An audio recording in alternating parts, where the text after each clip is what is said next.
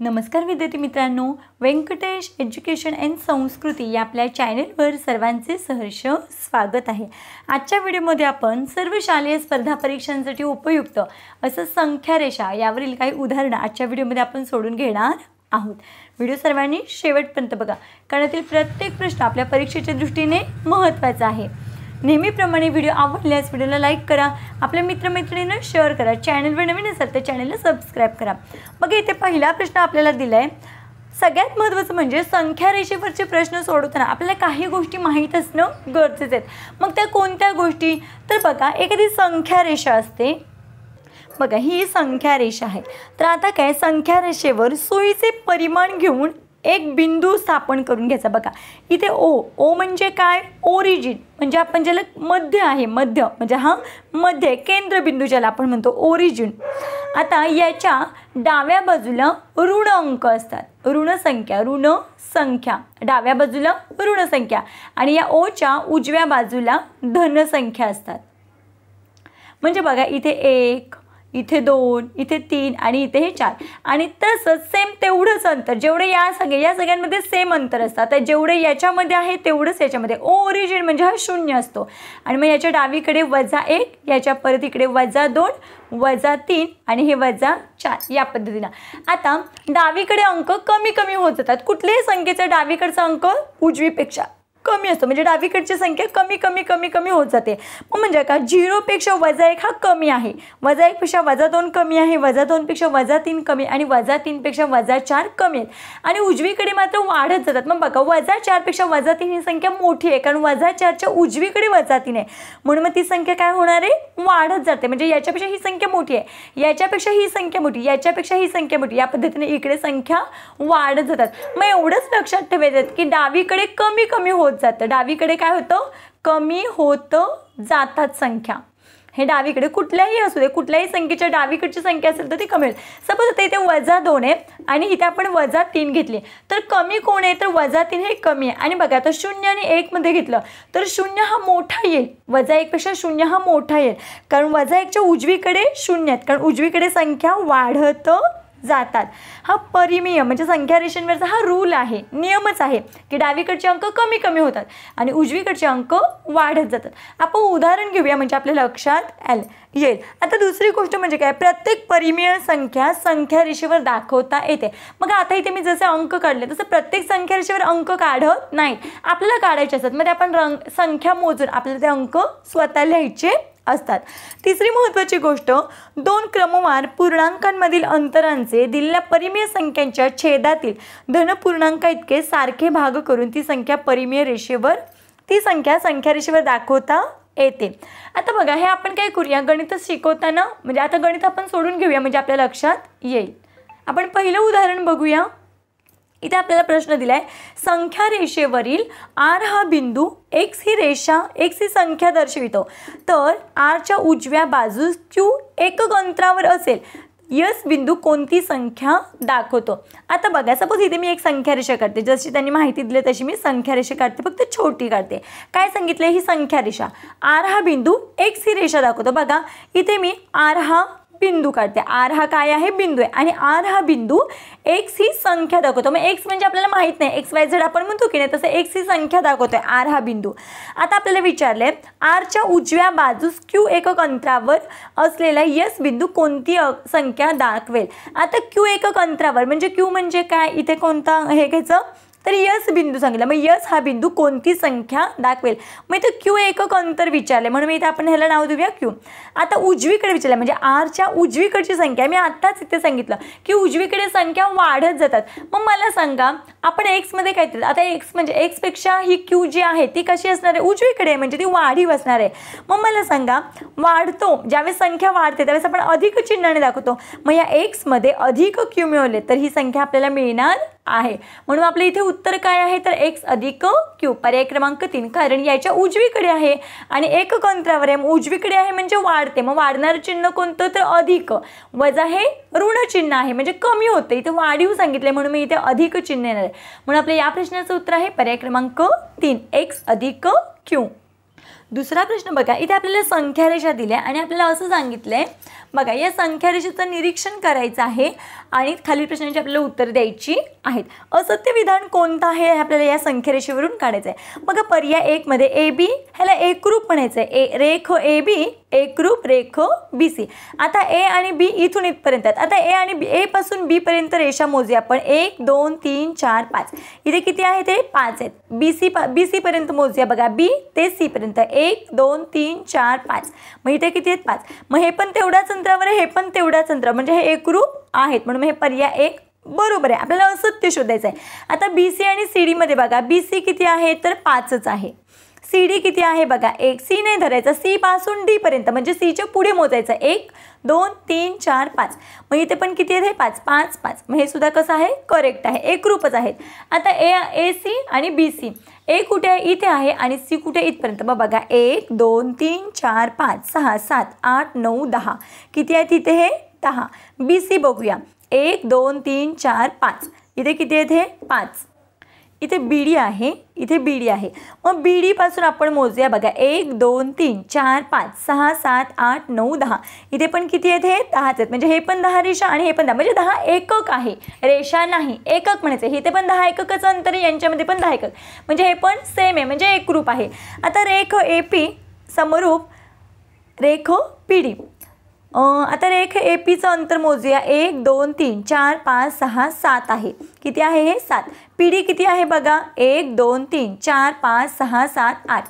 हे किती आहे 8 आहे. मग बघा 7 आणि 8 वेगळे आहेत, मग हे एकरूप होईल का तर नाही होणार. म्हणून आपल्या इथे या प्रश्नाचं उत्तर आहे पर्याय क्रमांक 4.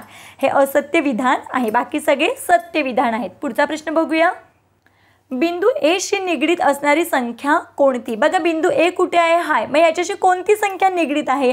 आता बघा या संख्या रेषांचं हे करताना काय करायचं सगळ्यात महत्त्वाचं बघा, हे इथं ओ ओरिजिन आहे. आता इथे 1 दाखवले त्याने बघा, इथे 1 दाखवले. मग इथून रेषा ओ पासून इथपर्यंत रेषा मोजूया बघा. ई नाही मोजायची, 1 2 3 आणि ही 4थी रेषा आहे. मग इथे बघा हे 4थी रेषा बघा, इथे इथे किती आहे ही 4थी रेषा. 1 2 3 4 ही 4थी रेषा आहे. इथे 1 आले म्हणजे एकूण 4 रेषांचा ग्रुप आहे, म्हणून मग खाली सुद्धा किती हे 4. मग बघा 4 1 4 4 1 4. मग राहिलंय काय 1/1 म्हणजेच किती 1. आता हे वजा आहे म्हणजे इथे -4 -4. मग इथे वजा वजा म्हणजेच किती इथे -1 येणार आहे, म्हणून मी इथे वजा 1 केलं. त्याच पद्धतीने बघा पुढे पहिली दुसरी तिसरी चौथी 5वी 6वी 7वी 8वी. इथे किती आहे ते -8 आणि छेद किती आहे इथे 4, कारण 4 रेषांचा ग्रुप आहे बघा. हे 4 रेषांचा ग्रुप, हा 4 रेषांचा ग्रुप, म्हणून इथे 4 -8 भागिले 4. मग इथे आपण भाग घालूया. 4 1 4 4 2 8. मग इथे किती आले -2. मग बघा इथे -2 आहे या पद्धतीनं. मग आता आपल्याला इथे काय सांगितलं, ए हा बिंदू कोणती संख्या दाखवतो. ए हा बिंदू. मग बघा 1 इथे पूर्ण झालंय, म्हणजे आपण भाग घालून दाखवलं होता की इथे -1 कसं आलं, म्हणजे 1 पूर्ण आहे. मग 1च्या नंतर किती रेषा आहेत पुढे 1 2 3 3/4, कारण 4 पूर्ण झालेत का इथे नाही. हे काय आहेत पूर्णांकामध्ये आहे, अपूर्णांकामध्ये आहे, कारण 1 पूर्ण. मग बघा एच्या इथे मी काय करणार आहे बघा, इथे या पद्धतीनं -1 पूर्ण झालेला आहे आणि 1 2 3 रेषा आहेत पुढे, 3 रेषा आणि भागिले किती आहे 4चा ग्रुप आहे, म्हणून मी इथे -4. मग -1 पूर्णांक 3/4. मग असं आपल्याला कुठे दिसतं बघा, -1 पूर्णांक 3/4. पर्याय क्रमांक 2 हे आपल्या प्रश्नाचं उत्तर आहे.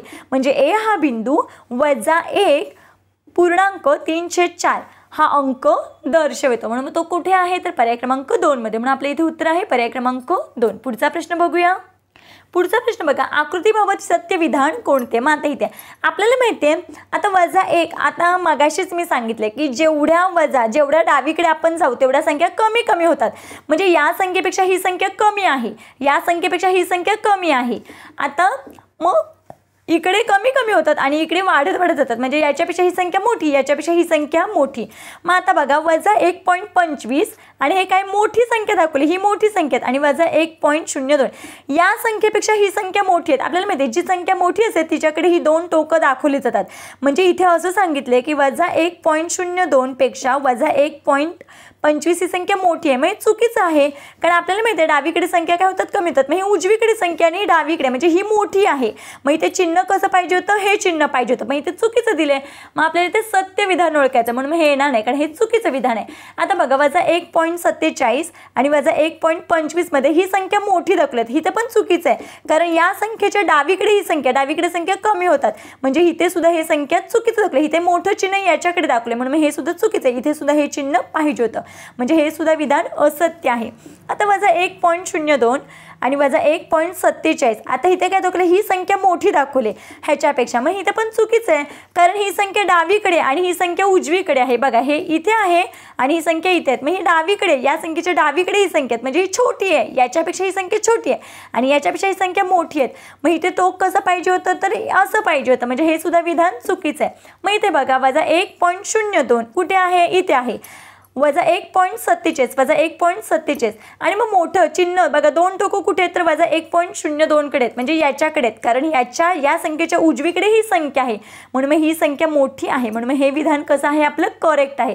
मग आपल्याला सत्य विधान ओळखायचं आहे. मग सत्य विधान कोणतं आहे, पर्याय क्रमांक 4. पुढचा प्रश्न बघूया. एक माणूस ए पासून डी पर्यंत गेला. म्हणजे बघा इथे संख्या रेषा दाखवली आपल्याला, ए पासून डी पर्यंत गेलाय.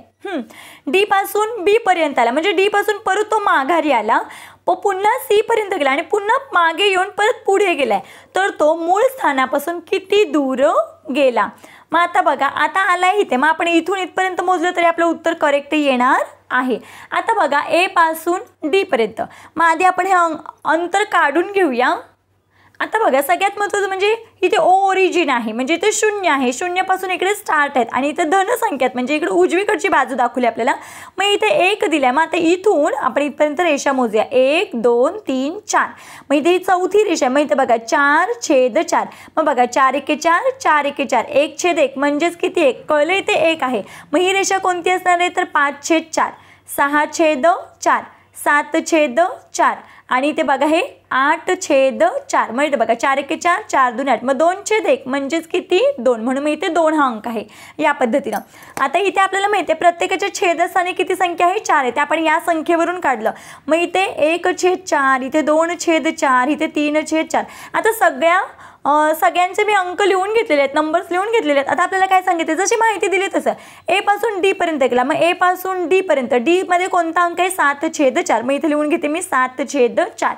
पुढे गेलाय ना तो, म्हणून मग किती 7/4 आणि डी पासून तो बी पर्यंत आला. बघा डी पासून तो परत बी पर्यंत आलाय. मग आता तो मागे आलाय, किती घरं मागे आलाय, 1 2 3 4 घरं. मी इथे मोजलं नाही, इथून तो इथपर्यंत आलाय, म्हणून मग त्याच्या पुढचं इथून 1 2 3 4, 4 घरं मागे आलाय, 4/4. मागे आला म्हणजेच वजा. आता परत तो बघा पुन्हा सी पर्यंत गेला, म्हणजे इथे बी पाशी आला होता, परत बी पासून तो सी पर्यंत गेला. म्हणजे बघा इथून मोजा 1 2, परत तो पुढे गेलाय, म्हणजे अधिक 2/4 या पद्धतीनं. आता बघा सगळ्यांचा छेद समान आहे. मग आपल्याला माहिती आहे सगळ्यांचा छेद समान असल्यावर आपण बेरीज आणि वजाबाकी करू शकतो. पण एका वेळेस आपल्याला एक क्रिया करायची आणि बेरीज आणि वजाबाकीचा गुणधर्म काय, पदावलीमध्ये आपण हे शिकलेलो आहोत. पदावलीचा नियम काय आहे, बेरीज आणि वजाबाकीमध्ये जी क्रिया पहिली आली ती क्रिया पहिल्यांदा करायची. मग बघा छेद समान आहे तसं एकदा लिहून घेऊया. 7तून 4 गेले, किती राहिले, 3/4 अधिक हे 2/4. मग बघा छेद समान आहे, म्हणून मग अंशांची बेरीज 3 अधिक 2 किती, 5/4. म्हणजे मग तो आता कुठपर्यंत गेलाय, 5/4 मध्ये. मग बघा बरं सीचे इथे मग 5/4च आहे. आपण डायरेक्ट काढलं असं तरी आलं असतं, पण मला हे समजवायचं होतं संख्या रेषा, म्हणून हे डीप मध्ये मी गेलेले आहे. मग 5/4 हे उत्तर आले. पण आता तुम्ही म्हणाल की अरे बापरे, पर्यायामध्ये तर 5/4 नाहीच आहेत. पण आपल्याला माहिती आहे ज्यावेळेस असं हे असतं, मग हे आपलं उत्तर चुकलंय का, तर नाही. जसा पर्याय आहे तसं आपल्याला उत्तर काढायचं असतं. मग इथे काय करायचंय, 5/4 म्हणजेच काय, 5/4.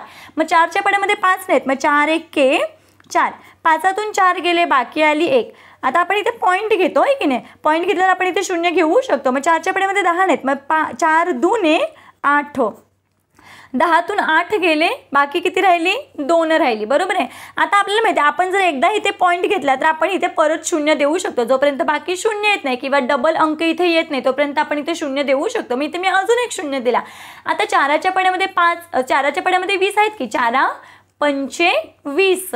मग 4×5 20, वजाबाकी करूया, 20तून 20 गेले 0, बाकी आली 0. मग आपलं उत्तर किती आले 1.25, म्हणजेच 5/4 म्हणजेच किती 1.25. मग बघा बरं 1.25 पर्याय आहे की पर्याय क्रमांक 1 मध्ये आहे 1.25 एकक, म्हणून आपल्या या प्रश्नाचं उत्तर आहे तो मूळ स्थानापासून 1.25 एकक अंतरापर्यंत गेला. पर्याय क्रमांक 1 आपल्या प्रश्नाचं उत्तर आहे. मग आजच्या व्हिडिओमध्ये आपण संख्या रेषेवरील काही उदाहरणं सोडवून घेतलेली आहेत. आशा करते आपल्या सर्वांना हा व्हिडिओ आवडला असेल आणि त्याहीपेक्षा महत्त्वाचं म्हणजे समजला असेल तर नक्कीच व्हिडिओला लाईक करा, आपल्या मित्रमैत्रिणींना शेअर करा. चॅनलवर नवीन असाल तर चॅनलला सबस्क्राईब करा. सबस्क्राईब समोरील बेल बटन प्रेस करा जेणेकरून आपल्या सगळ्या व्हिडिओचे नोटिफिकेशन सर्वात आधी तुम्हाला मिळेल. व्हिडिओ कसा वाटला ते कमेंटमध्ये नक्की सांगा. भेटूया पुढच्या व्हिडिओमध्ये. तोपर्यंत नमस्कार. थँक्यू.